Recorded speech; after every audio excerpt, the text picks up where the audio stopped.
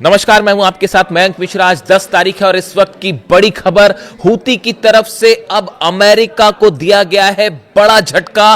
और हूती ने ऐसे जो खबरें आ रही हैं उसके मुताबिक, जो सोर्सेस से खबरें हैं कि हूती ने अब बाब अल मंदेब के करीब MQ-9 रिपर ड्रोन को निशाना बनाकर गिरा दिया है। देखिए, पिछले 12 घंटे के अंदर हूती की तरफ से जो हमले किए गए वो सब के सब हमले बिल्कुल उसी स्टाइल में किए जा रहे हैं, उसी तरीके से किए जा रहे हैं जैसे हमले ईरान करता है। जिस तरह से ईरान बैलिस्टिक मिसाइल्स दागता है, जिस तरह से ड्रोन अटैक्स होते हैं, जो डिफेंस सिस्टम ईरान का एक्टिवेट है, बिल्कुल इसी तरह से अब हूती के लड़ाके भी हमले कर रहे हैं। यानी जंग का अंदाज वही है जो ईरान करता है।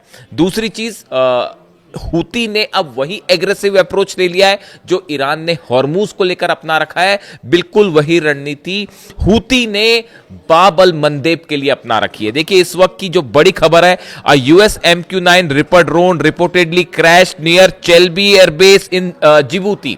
देखिए, जिबूती एक देश है जहां पर अमेरिका का एयरबेस है, चेल्बी एयरबेस। यहां पर अमेरिका इसको मैनेज करता है, काफी फाइटर जेट्स हैं यहां पे। देखिए, गौर करने वाली बात है, जिबूती के इस चेल्बी बेस पर जितने ड्रोन्स फ्लाइट्स टेक ऑफ करती हैं, ये लाल सागर, बाब अल मंदेब और इसके आसपास के इलाकों में मिलिट्री ऑपरेशंस करती हैं। इसलिए चेल्बी एयरबेस बहुत इंपॉर्टेंट हो जाता है जिबूती का। अब जो खबरें हैं कि यहां पर एक MQ-9 रिपर ड्रोन जो है वो गिरा दिया गया है, क्रैश कर दिया गया है। और the embassy confirmed it was tracking an aircraft in distress but did not identify the aircraft और explain the cause of the incident. Reports have identified the aircraft as an MQ-9 while no group has claimed responsibility। देखिए, अभी जो खबर है उसके मुताबिक एक MQ-9 reaper drone था जिसने ये चेल्बी एयरबेस जो अमेरिका का है इससे टेक ऑफ किया। ये बाब अल मंदेब के आसपास था, तब इसने स्ट्रेस सिग्नल दिया और फिर उसके बाद ये लौटा नहीं और क्रैश कर गया। अब अमेरिका ये कह रहा है कि अंदेशा है कि हूती ने जो है वो इसको मार गिराया है। हालांकि अभी इसको लेकर कोई बड़ा दावा नहीं हुआ है, लेकिन ये माना जा रहा है कि हूती ने इसे मार गिराया। अब आप देखिए,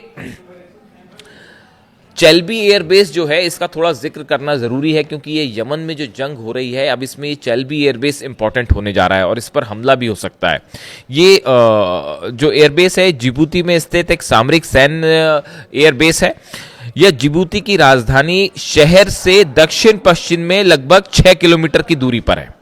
और इसकी मुख्य बातें यह है कि यहाँ पर अमेरिका जो है उसके ड्रोन्स हैं, जितने ड्रोन मूवमेंट होते हैं अमेरिका के वो सब यहाँ से होते हैं।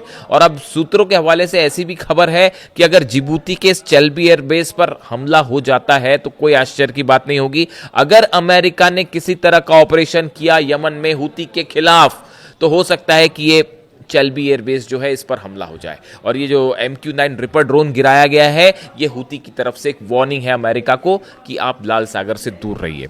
इसके अलावा देखिए, जो खबरें आ रही हैं, यमन ने जो है हूतीज ने सऊदी के ऊपर लगातार दबाव बनाना शुरू कर दिया है। यानी हमले के साथ साथ समंदर में, बाब अल मंदेब में एक टोटल ओवरऑल दबाव बना रखा है हूती के ऊपर। ये बहुत ही एग्रेसिव रणनीति है।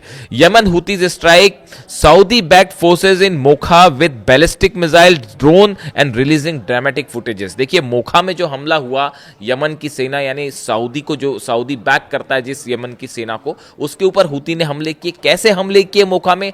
बैलिस्टिक मिसाइल से, ड्रोन से। और सबसे बड़ी बात है, इसका वीडियो भी रिलीज किया बिल्कुल इसी अंदाज में जैसे IRGC करती है। अब आप समझ जाइए मैं क्या कहना चाह रहा हूं।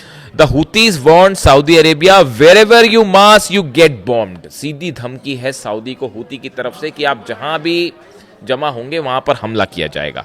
The attack reportedly killed at least 7 people and wounded dozens। ये जो हमले हुए हैं हूती की तरफ से, जो हमले हुए इसमें 7 लोग मारे गए हैं, संख्या ज्यादा हो सकती है इसकी, और सैकड़ों लोग इस हमले में घायल हो गए हैं।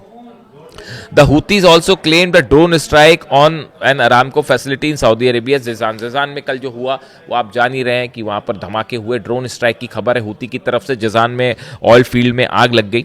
अब देखिए, हालात ये हैं फिलहाल कि बाब अल मंदेब बिल्कुल उसी तरह से बंद है जिस तरह से हॉर्मूज। हॉर्मूज खोलने के लिए ईरान ने अपनी नई शर्तें रख दी हैं। मुआवजा वापस दिया जाए, अमेरिका अपना सेना लेकर निकले, अमेरिका अपने बेसिस खाली करे। मतलब बहुत ही ज्यादा सख्त शर्तें ईरान की तरफ से रख दी गई हैं हॉर्मूज को खोलने के लिए। अब ऐसी स्थिति बाबल मंदेब में भी अपना ली है हूती ने। हूती का जो स्टैंड है बाबल मंदेब को लेकर वो बिल्कुल वैसा ही है जो ईरान का हॉर्मूज को लेकर है। अब इस हालात में सऊदी अरेबिया क्या करेगा? देखिए ये बहुत अहम हो जाता है मामला। जिस तरह से ये पैक्ट साइन हुआ सऊदी पाकिस्तान हूती तुर्की का उसको लेकर ये था मामला कि अब ये सऊदी पर सीधा सीधा हमले हो रहे हैं, इसी को ही जंग कहते हैं, सीधे हमले हो रहे हैं। ऐसी स्थिति में तुर्की और पाकिस्तान क्या करेंगे? क्या दोनों किसी तरह से हूती के ऊपर हमला करेंगे? इस तरह के तमाम सवाल थे, लेकिन ये साफ कर दिया गया है खासतौर पर तुर्की की तरफ से कि फिलहाल ऐसा कोई जॉइंट फ्रेमवर्क ही तैयार नहीं है जिसके तहत तुर्की जो है वो इस मामले में शामिल हो। यानी तुर्की ने दूसरे शब्दों में हूती पर किसी भी तरह का ऑपरेशन करने से साफ मना कर दिया है। तुर्की ईरान के खिलाफ नहीं जाएगा, ये बात एकदम साफ है। इस हालात में देखिए तुर्की माइनस है, यानी सऊदी यहां पर फिर अकेला पड़ा हुआ है। अमेरिका मदद करने की सिचुएशन में है नहीं, इजराइल जो है वो सऊदी की मदद करेगा नहीं। इस हालात में अब सवाल यह है कि सऊदी अपनी रक्षा कैसे करेगा, सऊदी की मदद कैसे होगी? ये अपने आप में एक बड़ी खबर। इसके अलावा देखिए एक और अहम खबर का जिक्र करना जरूरी है, वो है गाजा। नेतन्याहू की तरफ से बयान आया है कि वो एक तो 15 सूत्री जो प्रोग्राम है डोनाल्ड ट्रंप का गाजा पीस प्लान जो है वो उसको स्वीकार करने से उन्होंने मना कर दिया, सीधा सीधा मना कर दिया। यानी ये देखिए आप, ये बता रहा है कि ये डोनाल्ड ट्रंप की लगातार कम होती पोजीशन को बता रहा है कि ईरान ने डोनाल्ड ट्रंप की हालत ऐसी कर दी है कि अब नेतन्याहू मुंह पर सीधा मना कर दे रहे हैं, क्योंकि सब कोई महसूस कर रहे हैं कि हर स्तर पर डोनाल्ड ट्रंप की हार हुई है, डोनाल्ड ट्रंप एडमिनिस्ट्रेशन की हार हुई है। चाहे हॉर्मूज हो, चाहे न्यूक्लियर पॉलिसी हो, चाहे जंग हो, आप जहां भी ले लें, चाहे एयर बेसिस हो, डिफेंस हो, सिक्योरिटी हो, सब में अमेरिका बुरी तरह से हारा है ईरान के साथ जंग। तो अब ऐसे हालात में हम नेतन्याहू भी सीधा सीधा जो है डोनाल्ड ट्रंप के प्रस्ताव को नकार दे रहे हैं और कह रहे हैं कि गाजा पीस प्लान को मैं नहीं मानूंगा। इसको लेकर तमाम खबरें आप देख सकते हैं और इसको लेकर ईरान और इजराइल आमने सामने होंगे, इस बात को भी याद रखिए। गाजा को लेकर अब ईरान और इजराइल के बीच में बड़ी जंग होगी, ऐसे हालात बनते जा रहे हैं या बनाए जा रहे हैं, दोनों स्थिति है। लेकिन जो गौर करने वाली बात है, जो असली बात नेतन्याहू ने कही, वो गाजा पीस प्लान को स्वीकार नहीं करते, वो तो एक बात है ही। उन्होंने अपनी बातें कही कि हमास हथियार छोड़े वगैरह वगैरह, वो एक अलग चीज़ें हैं। लेकिन जो गौर करने वाली बात है वो ये है, नेतन्याहू ये कह रहा है कि मेरे जीते जी एक फिलिस्तीन एक राष्ट्र नहीं बनेगा, एक राज्य नहीं बनेगा। ये अपने आप में बहुत बड़ी बात है। नेतन्याहू का ये डिक्लेरेशन करना कि मेरे जीते जी फिलिस्तीन राज्य नहीं बनेगा, इस सेंटेंस ने ये बता दिया है कि आगे गजा को लेकर इजराइल की रणनीति क्या होगी। इस बयान ने बता दिया है कि गजा को लेकर अब एक नई जंग की शुरुआत हो सकती है। गजा को लेकर ये जो बात है, ये देखिए बहुत अहम सेंटेंस है जो मैं फिगर आउट कर पाया कि मेरे रहते रहते जो है, मेरे जीते जी जो है फिलिस्तीन राज्य नहीं बनेगा। यानी ये एक बड़ा चैलेंज है जो नेतन्याहू दे रहे हैं और ये आधार रख रहे हैं एक नई जंग की। और ये भी बता दे रहे हैं कि गजा से ना फोर्स वापस आएगी, और अब ये भी साफ हो चुका है ना लेबनान से वापस आएगी ना गजा से आएगी, और सीरिया में भी जो इजराइल के ऑपरेशन है वो जारी रहेंगे।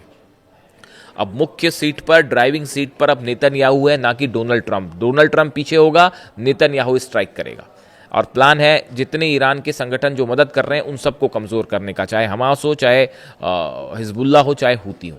लेकिन हो उल्टा रहा है, हूती भी वहां पर जबरदस्त दबाव दे रहा है और लेबनान में जो है वो हिजबुल्ला भी लगातार हमले कर रहे हैं। वो खबरें आई रही हैं, आप देख रहे हैं किस तरह से इजरायली फोर्सेस को नुकसान पहुंचाया जा रहा है। यानी पूरा मिडिल ईस्ट एक बार फिर अनसेटल है बुरी तरह से। लाल सागर से लेके, हॉर्मूज से लेके, बाब अल मंदेब से लेकर ऑयल बिजनेस पूरी तरह से ठप पड़ा हुआ है। ऐसे में ईरान ने अपनी शर्तें रख दी हैं अमेरिका के सामने। अब सवाल यह है कि अमेरिका क्या ईरान की शर्तों को मानेगा?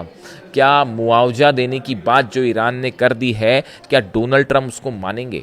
अगले चंद दिनों में एक बड़ा चेंज आप देख सकते हैं पूरे मिडिल ईस्ट में, और देख सकते हैं आप कि कैसे यहां पर समीकरण बदल रहे हैं और पावर सेंटर शिफ्ट होके अब तेहरान और ईरान पहुंच चुका है। इससे जुड़ा जो भी अपडेट होगा आप तक पहुंचाऊंगा। कमेंट करके बताइए वीडियो कैसा लगा। Thank you so much.